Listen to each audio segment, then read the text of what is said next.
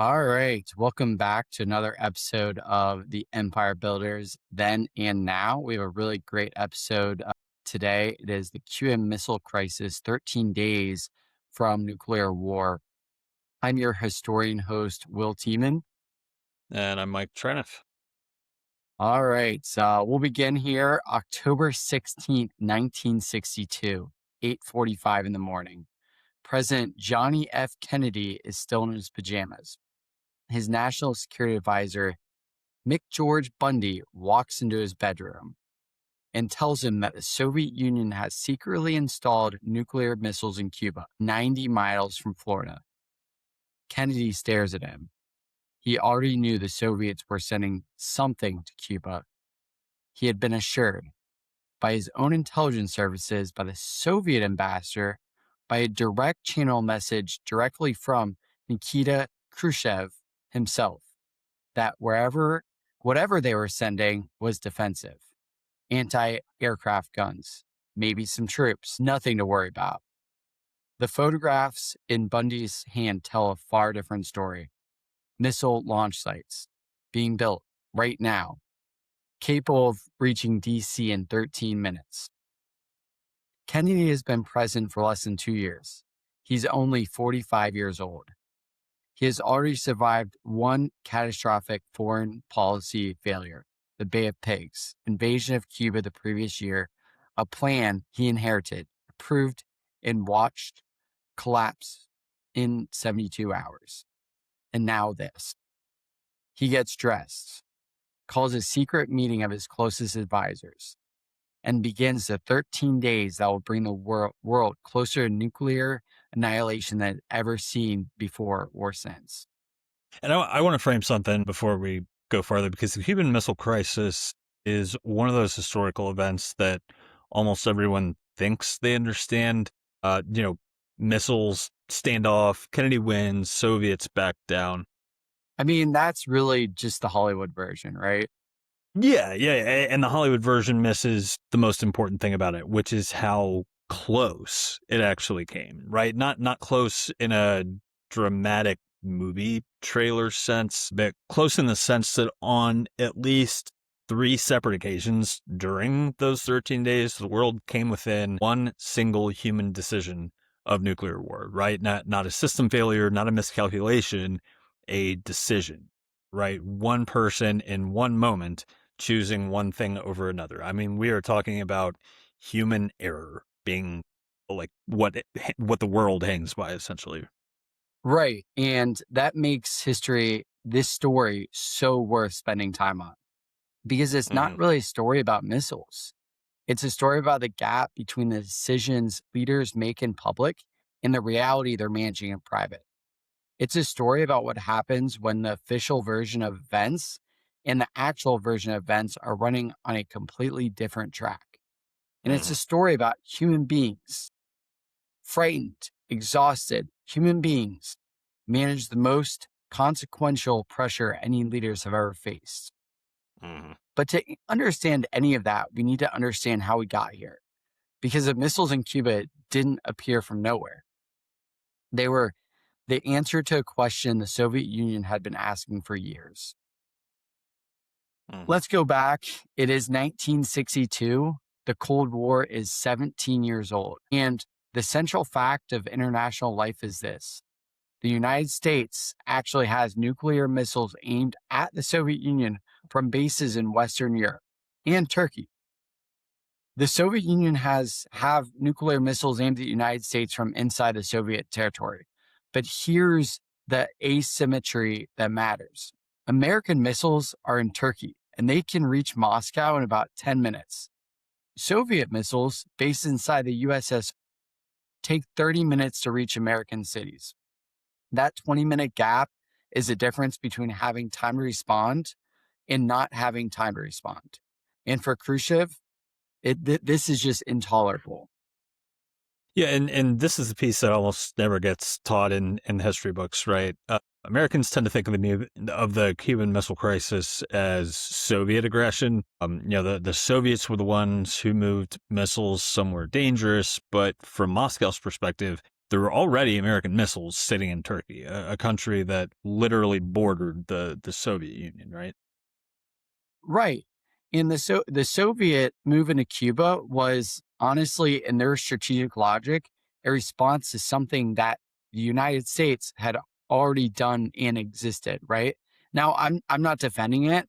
Secretly installing nuclear weapons 90 miles from American soil was an dangerous gamble, but understanding why Khrushchev did it, essential to understand the crisis, because it tells you what he actually wanted. Which was what? Leverage. He didn't want war. Khrushchev was not suicidal. He had lived through the Nazi invasion of the Soviet Union. He had seen what actual war looked like. He did not want nuclear war any more than Kennedy did. What he wanted was a bargaining chip. He wanted to be able to say to the Americans, you remove your missiles from Turkey, we remove ours from Cuba. Symmetry, parity, face saving for both sides. The problem is that the path to this negotiation runs directly through the most dangerous 13 days in human history. And this reveals something important about how crises like these actually develop, right? They rarely begin with someone wanting a catastrophe, right? I mean, that would be just totally irrational. I mean, they begin with someone wanting something I would say that they see as reasonable, right? I'm not going to say I'm not going to say that it was entirely reasonable, but pursuing it through a method that is unreasonable and then discovering that the situation has developed its own momentum, right? Does that make sense? That makes sense. And the gap between what you intend and what you create, right? Exactly. That's Exactly. and that's the hidden engine of almost every disaster we've covered on the show so far. Yeah, absolutely. So we're going to go back to that morning that Kennedy gets dressed. Is October 16th, and he makes his first decision. He does not tell the public. He does not tell Congress. He does not even tell most of his cabinets members. Instead, he convenes a secret group of about 14 advisors. They call themselves ExComm, the Executive Committee of the National Security Council. And they begin meeting in secret every day, while Kennedy continues his public schedule as if nothing really is happening. Think about what that requires. He gives a speech, shakes hands, does interviews, probably is kissing babies, while in the back of his mind, he's managing the possibility that he may have to make a decision that ends up in human catastrophe. Yeah, and the psychology behind that is almost incomprehensible, right? Having to go about your day-to-day life I, like I that. mean, it really is. And Kennedy was also during this time, and a lot of the American public did not understand this, but he was in some serious physical pain. He has had a bad back for years. He was on multiple medications. He wasn't sleeping very well. But in fairness, what president is, and every morning he woke up and went to work on the most I can't even pronounce that word, problem any American president had ever faced. I keep Yeah. thinking about what it would feel like to know something that almost no one else knows, to sit at a dinner party and make small talk, to answer questions from reporters about policy while carrying what he's carrying. Yeah, I mean, you don't get to just, hide in your house and, just stew on it, right? You have to put up that facade. You have to, show situation normal when the situation is anything but, right? So that brings to mind there's this concept in crisis management called the information asymmetry problem. It's also it has a lot of different applications. It has applications in economics too, but from this crisis management context, it cuts two ways into this situation, right? Kennedy knows about the missiles and the public doesn't, right? But Kennedy also doesn't know things that matter enormously here. For instance, he doesn't know exactly how many missiles there are, right? How many missiles the Soviets have. He doesn't know how operational they are. He doesn't know what Khrushchev's actual red lines are, right? Those lines in the sand. And he doesn't know what the Soviets will do if he acts. Yeah. And, Kennedy is making decisions of really big consequence with incomplete information, which, as we said in our D-Day episode, is what leadership always actually is. You never have the full picture. And at Right. some point, you just jump. The difference here is that jumping in the wrong direction doesn't cost the operation. It really costs everything. Yeah, everything, literally. I know. And so we're going to go back to XCOM. They begin working through the options, right? And there's really only five options. You can do nothing, diplomatic pressure only, go to the UN, demand removal, a naval blockade, stop Soviet ships from bringing more materials, an airstrike, which destroys the missile sites, and a full invasion of Cuba. And this is where XCOM immediately fractures. Which is one of the most important things about this story that gets lost, right? Kennedy is not receiving unified advice to your point, right? You kind of get these splits within XCOM, and his advisors are sometimes passionately, sometimes furiously divided on how to proceed. I'm sure because everybody has different opinions, right? And the Hawks, they want the airstrike.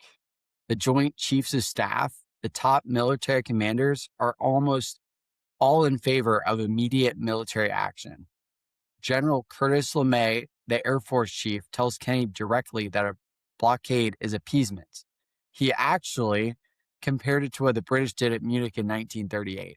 It's pretty powerful stuff. Yeah, and LeMay is a fascinating figure in this story because he's not stupid, he's not reckless in a simple sense. He genuinely believes that the only language the Soviets understand is strength, right? That they'll read any hesitation as weakness, and that weakness would therefore invite escalation.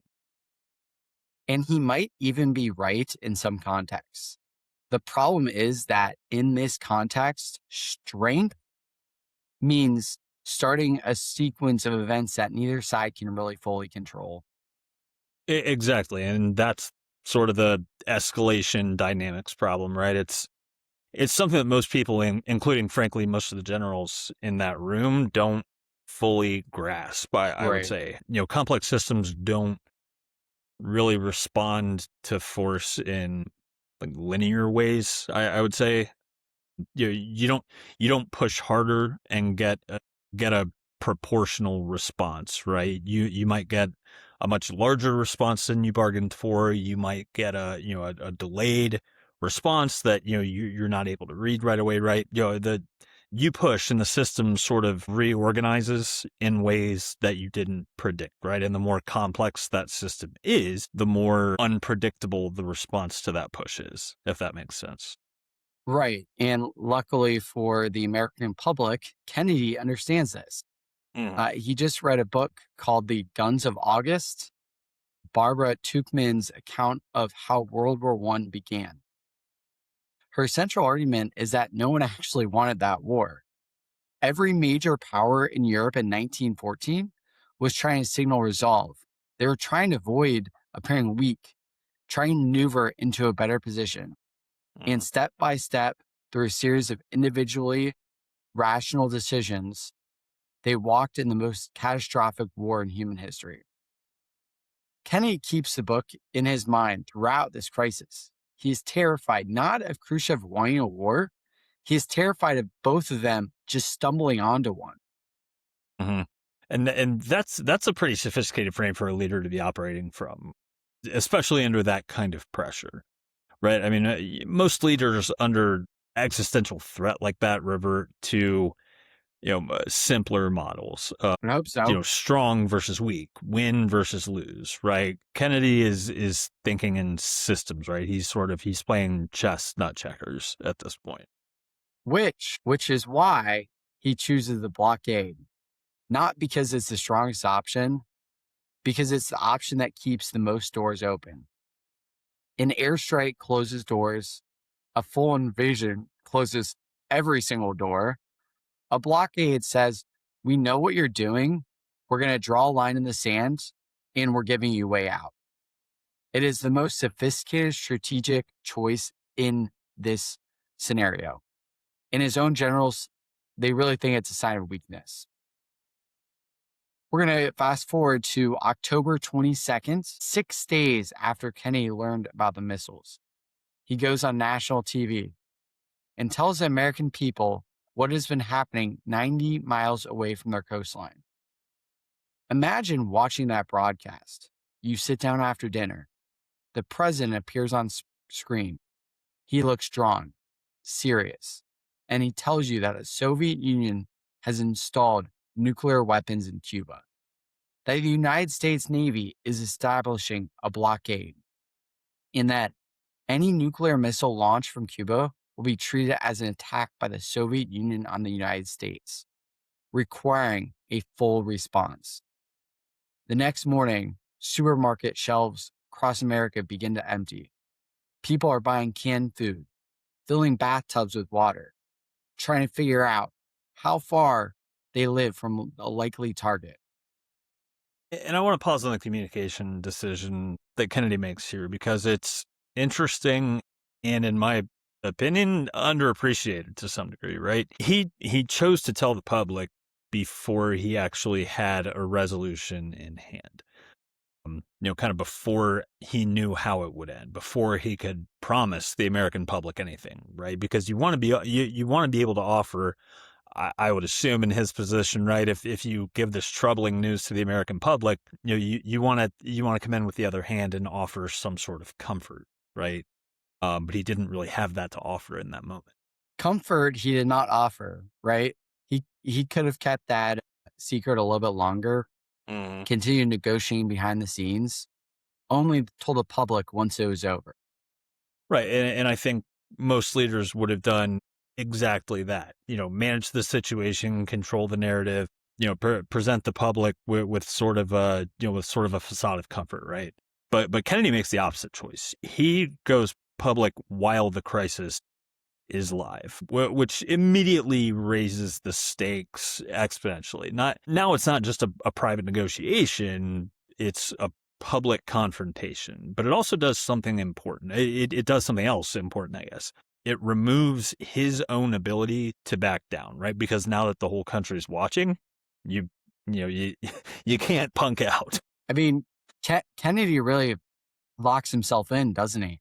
He locks himself in, exactly. I mean, which from a pure game theory standpoint is actually kind of a power move. You credibly commit to a position by making it impossible to retreat without a catastrophic political cost, right? And signaling that that your own public, it knows that it's impossible for you to retreat.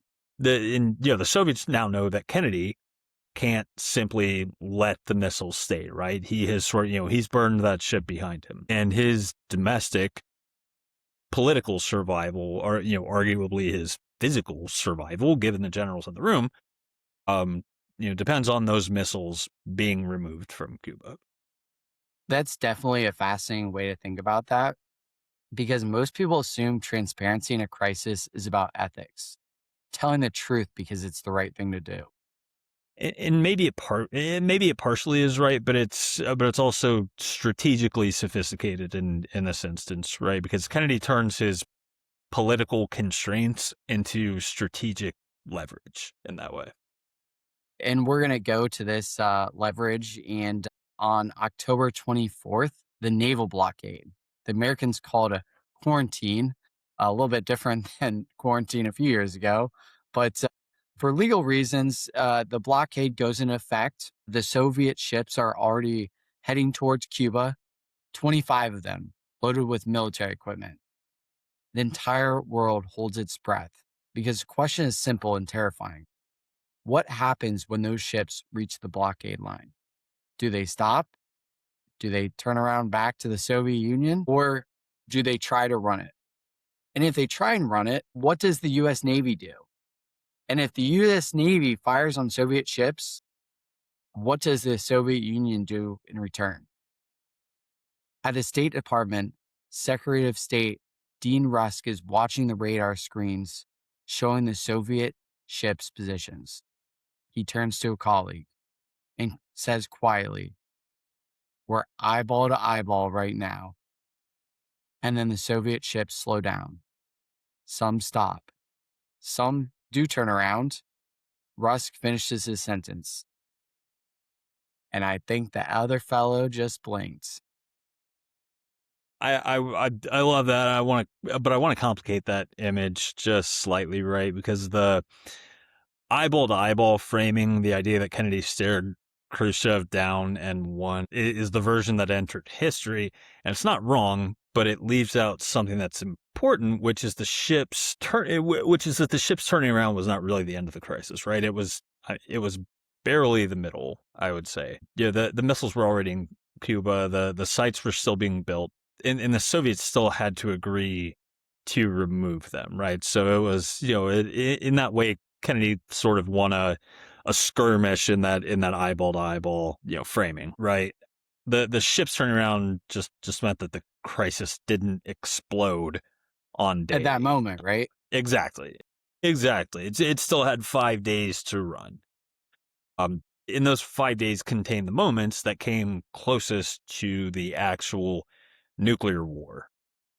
Right. And this is the part of the Cuban Missile Crisis that most people don't know, because the public story ends with the ships turning around or with Khrushchev's letter agreeing to remove the missiles. But in between those two events, three things happened. Had any of them gone differently, we would not be here. The first, October 27th, an American U-2 spy plane, the same kind of plane whose photograph started this crisis, is flying a mission over Cuba. It is shot down by a Soviet service to air missile. The pilot, Major Anderson, is killed. This is an act of war. By any conventional definition, a nation has fired on and destroyed an American military aircraft and killed an American serviceman. XCOM standing orders say if the plane is shot down, the U.S. will immediately destroy missile battery that fired on it. Kennedy does not give that order. He waits. Yeah, and it later emerged that, fact check me here, but it later emerged that the shoot down order had not come from Khrushchev, right? It had been given by a You're local. you're mixing this up. This is the American side. So Kennedy did not. So Khrushchev. This is later in the story. Okay, but that I see what. Yeah, I see what you're yeah. saying. Yeah, Yeah. and The order to yeah, shoot down that American plane didn't come from Khrushchev, right? It had oh, been yeah, given by a local Soviet commander on the ground in Cuba, right? And it for actually sure. hadn't gotten Yes, authorization from yes. Moscow. Sorry, 100% on me. And that's what should be terrifying everyone listening to this. The chain of command on both sides was not fully intact. Mm-hmm. And people with access to weapons capable of starting nuclear war were making decisions that their own leaders didn't know about. Yeah, it doesn't seem like decisions middle management should be making. But I mean, this is what military theorists call the delegation problem, right? In complex operations, you can't centralize every decision, right? We talked about that. We talked about that in our D-Day episode, right? I mean, you have to give field commanders some authority to make those quick decisions, but the authority that you give them can't outrun your original objective, right? So there's that tension there always. Right. And we're going to go to the second moment. It's actually the same day, October 27th. An American U-2 on a different mission in atmosphere flight near the North Pole accidentally strays into Soviet airspace over Siberia. Soviet fighter jets scramble to intercept it. American fighter jets scramble to escort it out. And American fighters are carrying nuclear-armed missiles. For about 20 minutes, armed aircraft from both superpowers are operating in the same airspace. Kennedy finds out and is reported to have said, "There's only some son of a bitch who doesn't get the word." Khrushchev, when he learns about it, apparently assumes it is deliberate provocation, a test of his nerve. Another moment that could have caused into something neither side intended. And the third? Well, the third moment is the one that to me is the most extraordinary of the entire crisis, and it involves a Soviet submarine. Deep beneath the Atlantic Ocean, a Soviet submarine designated B-59 has been out of contact with Moscow for days. They cannot receive radio signals at depth. They don't know what is happening above them. They don't know that Kennedy has gone on national television. They don't know about the blockade. They have no idea how close this world is to war. American destroyers find the B-59 and begin dropping depth charges, which are small explosive designated to force the submarine to the surface.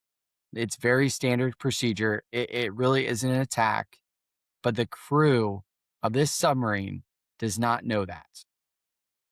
The submarine is being shaken by explosives. The captain cannot reach Moscow. He has been underwater for days. The air inside the submarine is running out. The temperature, it's scalding in there. It's over 100 degrees. Men are practically passing out. The captain decides the war must have started, and he orders the preparation of the sub's nuclear torpedoes. I want to pause you right there for 1 second because listeners need to understand what that means, right? Soviet submarines carried nuclear-armed torpedoes with yields in the range of the bombs dropped on Hiroshima, right? If B-59 fires that torpedo at an American destroyer, the Right. Americans... Right. No, I get what you're saying. And the Americans respond, right? The Soviets respond and the American response. And the entire structure that Kennedy and Khrushchev have been so carefully building collapses in minutes. But here's the detail that changes everything. Soviet submarine protocol at the time actually required an agreement of 3 officers to authorize the launch of a nuclear torpedo. The captain wanted to fire.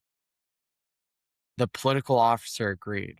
The third officer, the flotilla commander, Arkhipov, who just happens to be aboard, he said no. One man in sweltering, oxygen depleted submarine at the bottom of the Atlantic, being shaken by explosives, said no. And the world continued on. Vasili Arkhipov. Most people have never heard of it. The president of the Pugwash conferences on science and world affairs, which works on nuclear disarmament, has said that Arkhipov is the man who saved the world. Think about that. It's just some no-name Soviet military officer that saved the world. And he didn't save it by being a hero in the conventional sense.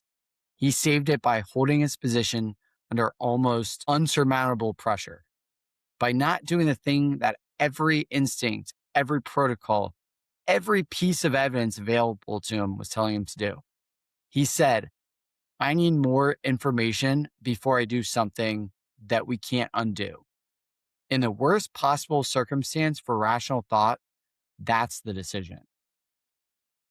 And this connects to something I think about a lot in the context of modern organizations, right? The people who prevent disasters are almost never celebrated. I mean, because and we've kind of touched on this in previous episodes, because the disaster doesn't happen, right? You can't point to something that didn't occur. You tend not to celebrate non-existence of a thing. And but I mean, the people who get celebrated are the ones who respond to those crises that do exist, not the ones who stop them from becoming crises in the first place, right? It's sort of, obviously, you and I are both tennis players. It's sort of like, they say the best job a chair umpire can possibly do is going completely unnoticed, right? It's kind of along the same lines. You don't want to insert yourself into the match. Exactly. And believe it or not, Arkhipov never received a medal. He went back to his career. He died in 1998. And for 35 years, the story of what he did and what he accomplished was classified. Most of the world still doesn't know his name. Absolutely And mean, insane to think how close to how close to that brink the I world mean, came, you right? you get a third officer, the lowest ranking officer, saying no. I mean, Mhm. that's incredible. Well, I mean, And think about what it took for him. Think about the guts that it took for him to like you said, the lowest ranking officer. I didn't know that, but I mean, think about him standing up to basically. I mean, maybe not. I don't know, superior officers. I don't know, but still, I mean, people who or at least his seniors, standing up to them and saying, "No, I'm the odd man out." and thank God for protocols working out the way they do. And Kidding. it was a three-person decision, not a one.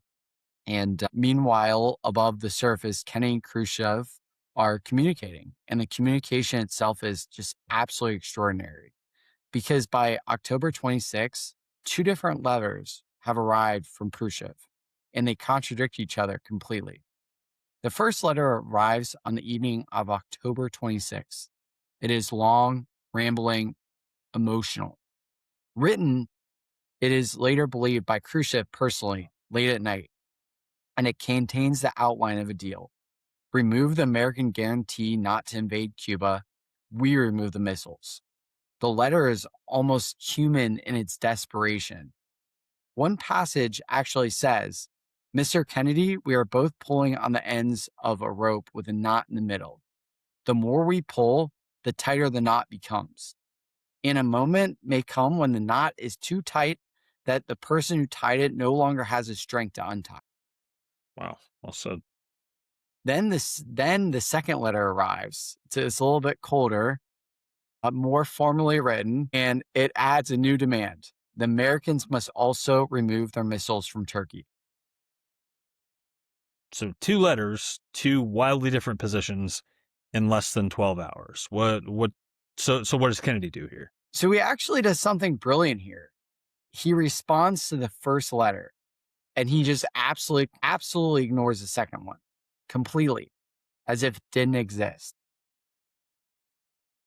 Yeah, which is when you think about it, an extraordinary act of interpretive generosity, I guess, under pressure. He decides that the desperate human letter is the real Khrushchev, right? I mean, sort of like if we get one, I don't know. I mean, think about modern text messages, right? You get one long, drunk, rambling text message from somebody at night. You Right. know that person That's how was they really vulnerable, feel, right? right? That's how Exactly. they really feel. Hmm. Exactly. Exactly. And the formal committee written letter is the Soviet bureaucracy covering itself, right? That's, when you sober up in the cold light of day, I guess. So he That's no engages fun. with the version of Khrushchev that he can actually make a deal with, right? He acts on the human piece. For sure. And, his brother, Robert Kennedy, later described it as choosing which face of the two-faced message to respond to. And secretly, through a back channel, Robert Kennedy is actually meeting with the Soviet ambassador and communicating something that is not in any way officially, through the channels, the Turkish missiles, the ones Khrushchev's second letter demands to be removed. Robert Kennedy tells Ambassador, we were already planning to remove these missiles anyway. They're obsolete. We've been talking about it for months. We can't do it part of this deal publicly. That would look terrible and destroy the present politically. But if you give us a few months after the Cuban Missile Crisis, they're gone. The Turkish missiles will be gone. And that back channel communication, which was never confirmed publicly for decades, is really what ends the crisis here. And I think this is one of the most important leadership lessons in the entire story. Kennedy found a way to give Khrushchev what he actually needed, right? Symmetry, face saving, the ability to tell his own people that he hadn't simply surrendered, without doing it in a way that destroyed his own political position, right? It had given him an off ramp, which is what Khrushchev needed in this situation. Right. And that solved Khrushchev's problem, at least for now. And it did so privately while publicly appearing to have won outright. And both leaders got to go home to tell their people that they prevailed during this crisis. And that's really important politically in the United States and in the Soviet Union. Yeah, absolutely. And this is what the best negotiations actually look like, right? Not victory for one side, but a structure in which both sides can credibly claim that they actually got something and take home, to your point, something to actually show their people. Most people think negotiation is about being the toughest person in the room. And the missile crisis is proof that the best negotiators understand what the other side needs in order to agree and then find a way to give it to them, right? To scratch that itch. Right. And that's what happened in 13 days after Kennedy first learned about the missiles. Khrushchev announces on Soviet radio that he has ordered the dismantling and removal of the missiles from Cuba. Kennedy is in his Oval Office when he hears it. He sits quietly for a moment, then says to the people in the room, "This is an important and constructive contribution to peace. No triumphalism, no gloating." He knew because he understood what the back channel had contained, that Khrushchev had taken a real risk in backing down. The humiliating him further would have been cruel and really strategically dangerous. Hmm. 3 years later, Khrushchev was actually removed from power by rivals within the Soviet party. One of the charges against him was the handling of the Cuban Missile Crisis. They called it a reckless adventure, followed by a humiliating retreat. Which tells you something about the political environment in which Khrushchev was operating, right? He was managing hawks in Moscow the same way Kennedy was managing hawks in Washington. Both leaders, in a sense, were protecting the world from the most aggressive factions within their own governments, right? Which makes Khrushchev's I don't know, concession or I guess reason or willingness to take the off ramp that Kennedy had given him that much more astounding, right? Uh, right. And that's really the detail that reframes this whole entire crisis, at least for me. We think of it as two superpowers confronting each other. But it's more accurate to say it was two leaders, each actually trying to prevent their own military establishments from starting a war neither of them really wanted. Both of them ultimately succeeded, right? At enormous personal and political cost to themselves. I want to bring this forward because the Cuban Missile Crisis is 60 years ago, and it's tempting to treat it as historical curiosity, a relic of a particular kind of Cold War logic that no longer applies. But I don't think that's right. Right. Yeah, and neither do I. The structural features of the crisis are completely contemporary, I would say, right? Two great powers with incompatible interests, a situation that developed faster than anyone's ability to fully understand it, and leaders receiving, incomplete, sometimes contradictory information. Military establishments with their own institutional interests, pushing for harder options, right? And a back channel, a kind of a private, unofficial line of communication that turned out to be more important than any of the official ones or any of the ones that we as the American public know much about, right? Right. And that back channel is really worth sitting with because in every major crisis that we've studied, and in most major negotiations in business and politics, the actual resolution happens somewhere other than the offering table. Right. Kind of like official table is where you perform your positions, right? The back channel is where you actually solve the problem. And organizations that don't understand this, that treat every negotiation as, purely public, purely formal, purely about leverage, consistently reach worse outcomes than they could, I would say. And the other thing is, I keep coming back to this submarine, B-59, Arkhipov, because the story is a reminder that in complex systems under pressure, the official decision making structure is never really the only decision making structure. There are people that further down the chain making calls that people at the top don't really know about. And the safety of the entire system depends on the judgment of those people. Sure, and that's what systems theorists call the reliability problem in distributed systems, right? Where you have that delegated authority. You can design the perfect protocol at the top, right? But if any node in the system, if any cog in the wheel, any individual, any field commander, any local manager makes a different call, the whole system can sort of cascade in ways the designers never really anticipated, and you have a domino effect, or a kind of a kind of a runaway spiral, right, from one from one piece in that chain. Right. Which means that leadership isn't just about what you decide at the top, it is about what culture, what judgment, what values you've built into people operating beneath you. Khrushchev submarines had Arkhipov on board, someone who, under impossible pressure, had the judgment and courage to say, not today. The question every organization should be asking: do we have our Archipovs? Are the people furthest from headquarters operating with the most incomplete information under the most pressure?